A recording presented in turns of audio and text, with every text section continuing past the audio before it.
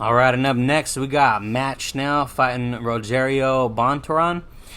Matt Schnell coming on here, 31 years old, 5'8", with 72.5-inch reach. The comeback on Rogerio, 29 years old, 5'5", with a 67-inch reach.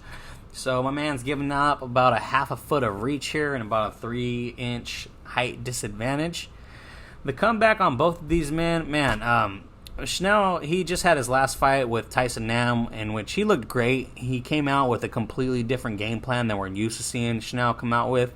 He came out more methodical and more, with a higher fight IQ, and knew that he couldn't go in the firefight with a dangerous striker like Tyson Nam. And he went out and pretty much, like he said, skipped his jab off his forehead for 15 minutes, which was great because I had Schnell on that pick. So good to see him get that win. The fight before that, man, there was a few and far in between. He was on about a 2-year layoff, and it was against Pantoja.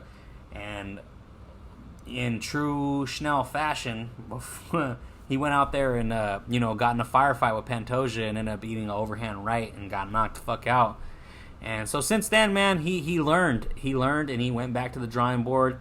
Realized that he couldn't keep playing like that and get to a high level or try to contend for a championship one day.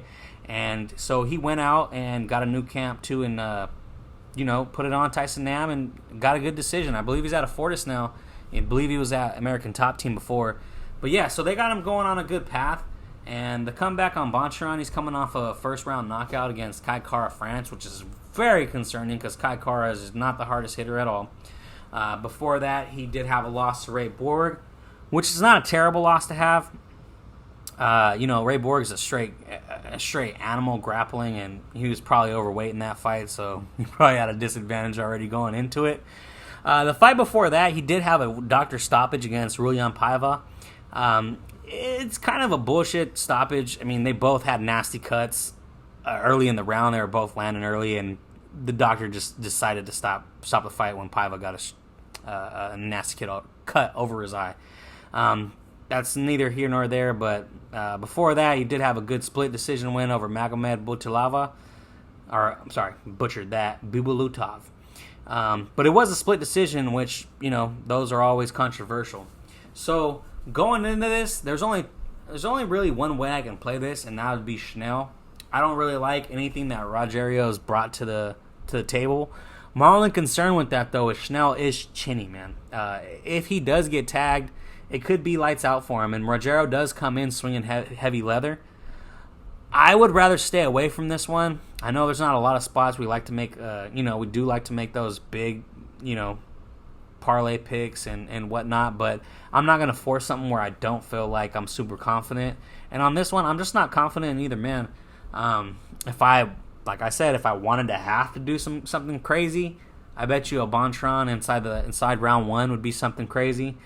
And that's just on a whim to see if Schnell goes back to his old fighting style. And if he does, that round one action is pretty live. But if it doesn't, if Schnell comes in with the same game plan like he had last time, showing that high fighter IQ, I see him just staying out of trouble and piecing up Rogerio for the 15 minutes and getting the easy dub.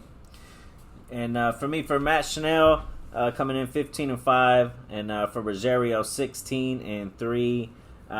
This one here is, I think these guys are similar in a lot of ways.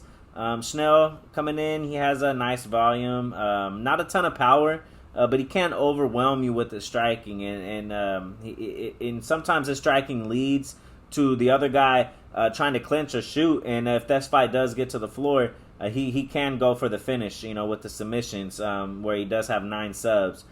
So he does throw a good 1-2. He does mix in the low kicks, but it does get a little predictable after a while, and that's what happened whenever he walked into that overhand right from Pantoja.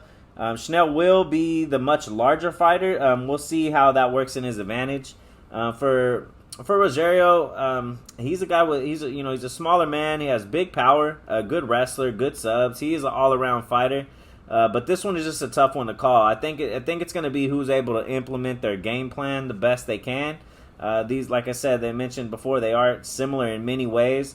For Rogerio, he has dropped his last 2 fights, but they're both to ranked guys. Like Borg and Kai Kara France, and I think you can flip a coin in this fight. I'm slightly leaning towards Schnell, but this is another one that, like you said, this one's tough to call. Where I'm probably not gonna to put much stock into this one as far as betting wise. But pure pick, I am picking Schnell, but that's not something I'm confident enough in to throw some money on. And so it looks like we're both going Schnell on this one. And this is, like I said, a coin toss. You can get some props on Rogerio for the knockout, because that is very viable. So we'll see what happens on this one.